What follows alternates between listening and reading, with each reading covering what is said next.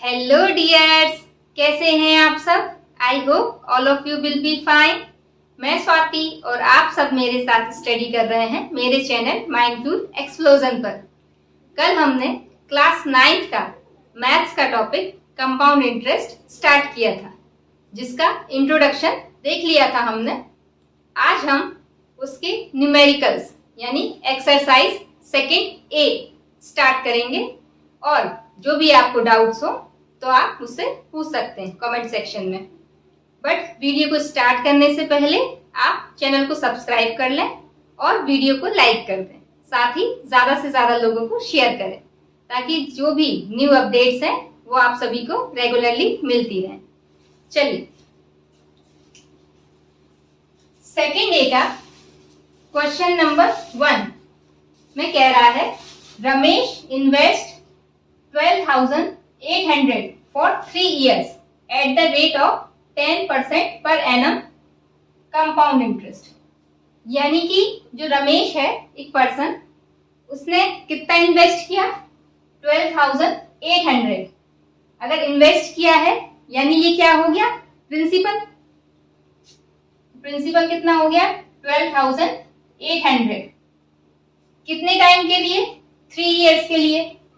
Time कितना हो गया 3 years at the rate of 10%। Rate यानी आर की वैल्यू कितनी हो गई 10। क्या कह रहा है, पर एनम के हिसाब से कंपाउंड इंटरेस्ट, मतलब जो उसने इन्वेस्ट किया है उस पर वो क्या कंपाउंड इंटरेस्ट के हिसाब से उसने इन्वेस्ट किया है, यानी जो इंटरेस्ट बनेगा वो कंपाउंड इंटरेस्ट के हिसाब से बनेगा। ठीक, अब इसमें फर्दर 3 क्वेश्चंस दे रखे हैं, जिन्हें हम 1 by 1 करके देखेंगे। फर्स्ट है, the sum due to Ramesh at the end of first year. मतलब रमेश ने जो पैसा इन्वेस्ट किया था 1 साल बाद उसका पैसा कितना हो गया वो बताना है।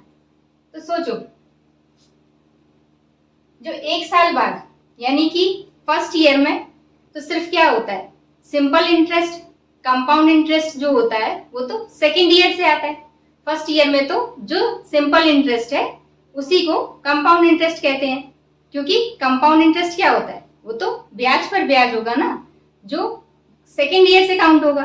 फर्स्ट ईयर में तो हमारा जो प्रिंसिपल होता है उस पर हमें ब्याज मिलता है बस केवल। ठीक है, तो सम निकालना है हमें जो फर्स्ट ईयर के लास्ट में होगा वो।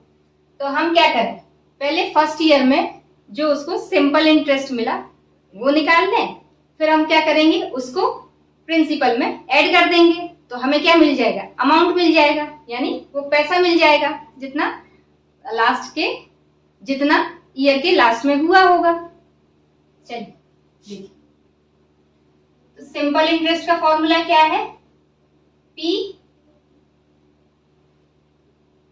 Into R into T upon में 100। P की वैल्यू क्या है 12,800 और रुपीज में, ये रुपीज में देना है। ठीक है भाई, सिंबल दिखाना पड़ता है ना। ठीक, रेट की वैल्यू क्या है 10।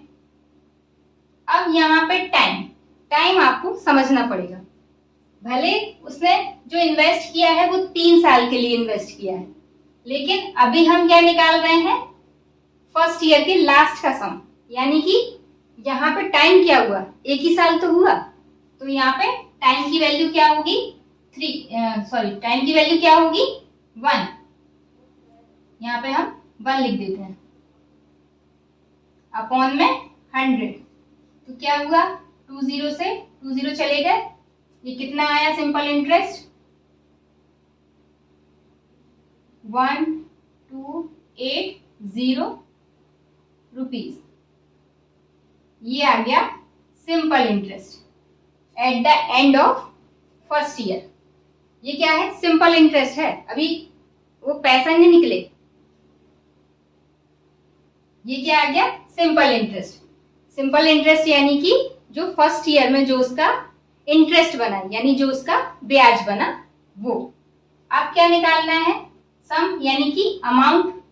तो अमाउंट इक्वल्स टू क्या करेंगे हम, प्रिंसिपल, यानी कि 12800। प्रिंसिपल में क्या कर देंगे, सिंपल इंटरेस्ट को ऐड कर देंगे 1280। तो ये कितना हो गया, 088 नहीं 08, फिर ये 8 और 2 10 और ये हो गया 2 और 4 और 1।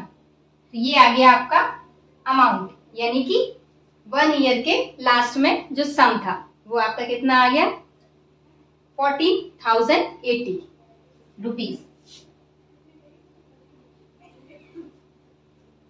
तो लास्ट में सम कितना कहलाएगा आपका, 14080। ये आ गया सम। क्लियर हो गया। सेकेंड है interest earn for the second year. Second year में अब यहाँ पे क्या होगा, यहाँ पे कंपाउंड इंटरेस्ट आएगा, क्योंकि सेकेंड ईयर से तो क्या होता है, सीआई ऐड हो जाता है ना। ठीक है, देखो अब इसमें सिर्फ हमें इंटरेस्ट निकालना है, सम नहीं निकालना। तो सेकेंड ईयर के लिए जो फर्स्ट ईयर में जो आपका जो सम आया पूरा, वही तो क्या होगा, सेकेंड ईयर के लिए प्रिंसिपल का काम करेगा।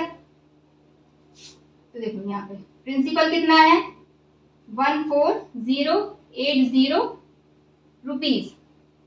टाइम कितना, 1 साल का निकालना है केवल सेकेंड ईयर का, तो यानी T equals to 1, R equals to 10। R तो वही है, उसी रेट से दे रहे हैं 10।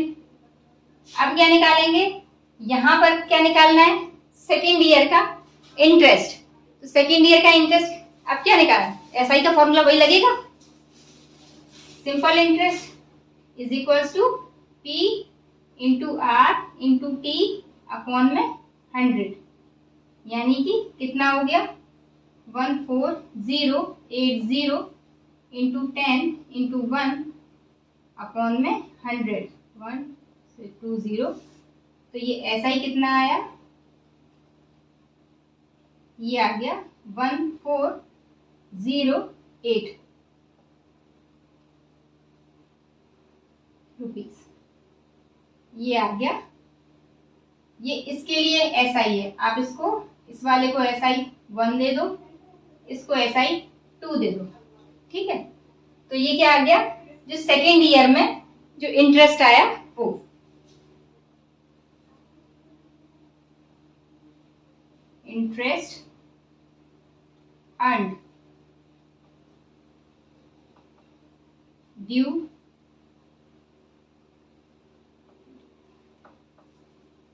फॉर द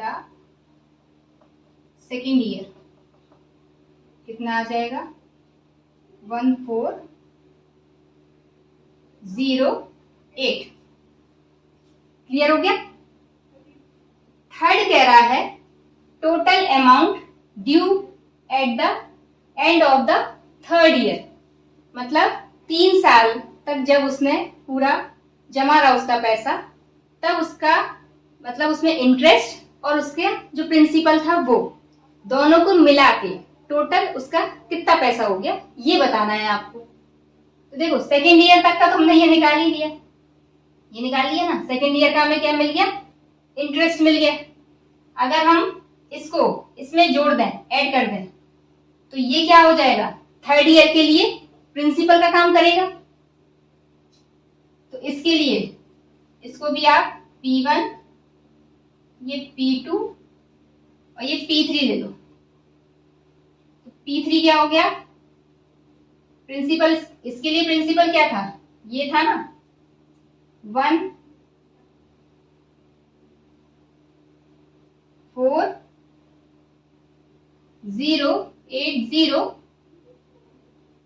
ठीक है, प्लस इसमें क्या करने, ये ऐड करेंगे इंटरेस्ट, तभी तो ये P3 बनेगा, यानी कि ये जो थर्ड ईयर का जो प्रिंसिपल है वो। तो 1408 कितना हो गया टोटल? ये हो गया आपका 8, 8, 4, 5 और 1। ये आ गया आपका P3, यानी कि थर्ड ईयर के लिए प्रिंसिपल। अब क्या करना है हमें तो अमाउंट निकालना है ना। तो अमाउंट निकालने के लिए हम थर्ड ईयर का भी सिंपल इंटरेस्ट निकाल लें और फिर हम क्या करेंगे, उसको इसमें ऐड कर देंगे। तो टोटल हमारा क्या आ जाएगा, जो भी थर्ड ईयर के बाद जो टोटल उसका पैसा बना वो आ जाएगा।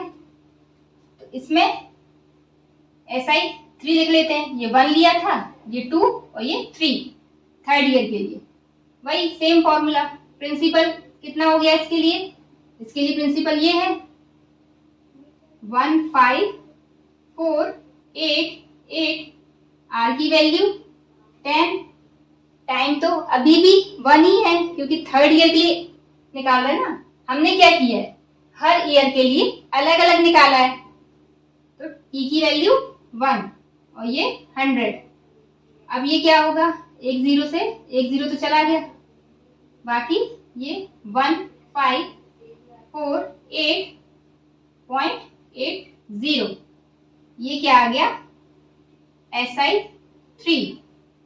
अगर हम इसे ये इसमें ऐड कर दें P3 में तो क्या आ जाएगा, टोटल अमाउंट लास्ट में जो थर्ड ईयर के फाइनल में बना। हमें क्या निकालना है, अमाउंट। इसको भी हमने यहाँ क्या लिया था, ये A1, ठीक है, इसको भी हम A1 दे देते हैं। और ये जो ये था P3, ये क्या था, ये A2 था। और अब A3 यानी फाइनल वाला अमाउंट। तो क्या होगा, जो इसकी प्रिंसिपल था, यानी कि मैं इसे लिख देती हूँ, आपको समझ में आएगा। P3 में हमें क्या करना है, SI3 को ऐड कर। P3 की वैल्यू कितनी है आपकी 1548.8 प्लस SI जो थर्ड वाला था ये कितना आया 1548.80।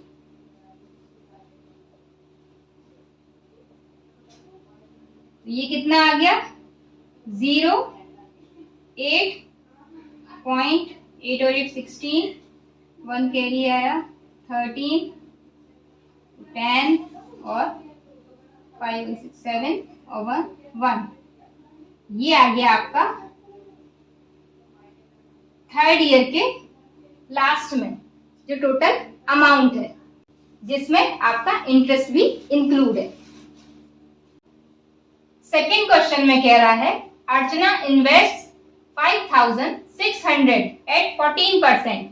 यानी जो अर्चना है उसने कितना इन्वेस्ट किया है 5600, यानी ये क्या मिल गया प्रिंसिपल, इसको P1 कह देते हैं, 5600 रुपीज। और 14% पर एनम के हिसाब से, यानी कि रेट कितनी हो गई 14। क्या है, कंपाउंड इंटरेस्ट फॉर 2 इयर्स, यानी 2 इयर्स के लिए उसने जो है इन्वेस्ट किया है एट कंपाउंड इंटरेस्ट पर। तो निकालना क्या है, first the interest of the first year, यानी पहली साल में जो इंटरेस्ट होगा वो निकालना है। तो फर्स्ट ईयर में तो जो इंटरेस्ट होगा यानी सिंपल इंटरेस्ट वही कंपाउंड इंटरेस्ट होगा, क्योंकि फर्स्ट ईयर में कंपाउंड इंटरेस्ट कैलकुलेट ही नहीं होता। देखो सिंपल इंटरेस्ट, इसको हम ऐसा ही 1 दे दे रहे हैं। तो ये क्या होगा P into R into T upon में 100। P1 की वैल्यू कितनी है 5600 इंटू R की वैल्यू 14 और टाइम, क्योंकि फर्स्ट ईयर यानी 1 साल की बात कर रहा है, तो T की वैल्यू कितनी लेंगे 1 अपॉन में 100। 2 0 से 2 0 कैंसिल, सिंपल इंटरेस्ट कितना आया, 14 6 84, 8 कैरी, 14 5 70 और 8 78 रुपीज। ये क्या आ गया, सिंपल इंटरेस्ट। और यही हमें कैलकुलेट करना था। सेकेंड क्वेश्चन में क्या कह रहा है, the amount at the end of the first year, यानी फर्स्ट ईयर के लास्ट में अमाउंट कितना बना। तो अमाउंट में क्या होगा, प्रिंसिपल और साथ में एसआई यानी सिंपल इंटरेस्ट। तो अमाउंट कितना हो जाएगा,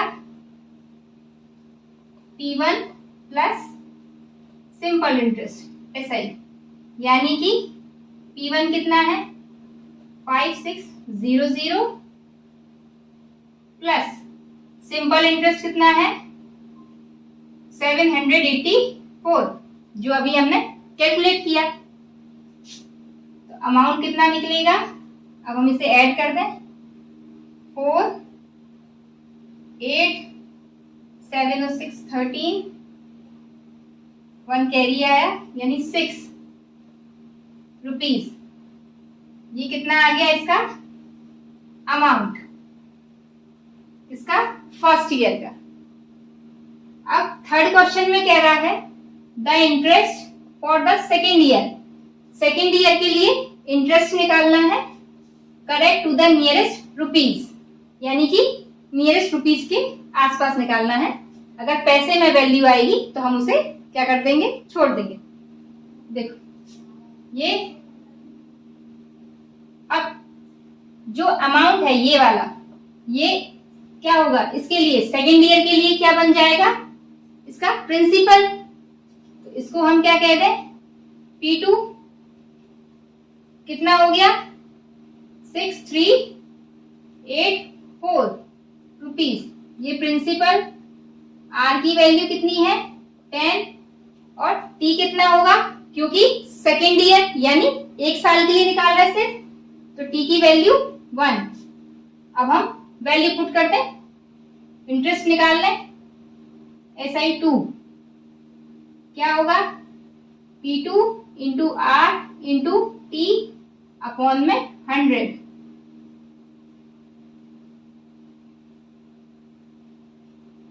प्रिंसिपल की वैल्यू कितनी है 6380 इंटू R की वैल्यू 10 नहीं 14 है, R की वैल्यू 14 इंटू 1 अपॉन में 100।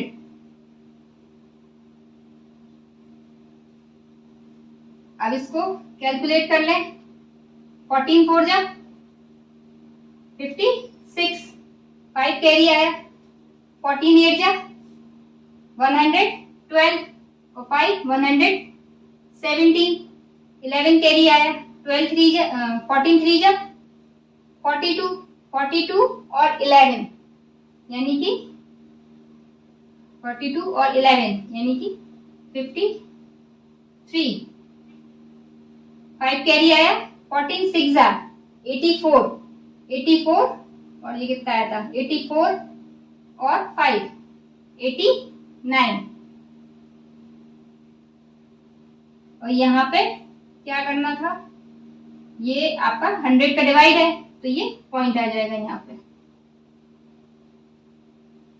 तो इसको राउंड फिगर में अगर नियरेस्ट रुपीज में निकालेंगे तो ये क्या है, इसकी वैल्यू, ये जो पैसे हैं 50 से ज्यादा है ना तो इसमें ऐड कर देंगे तो 894 रुपीज।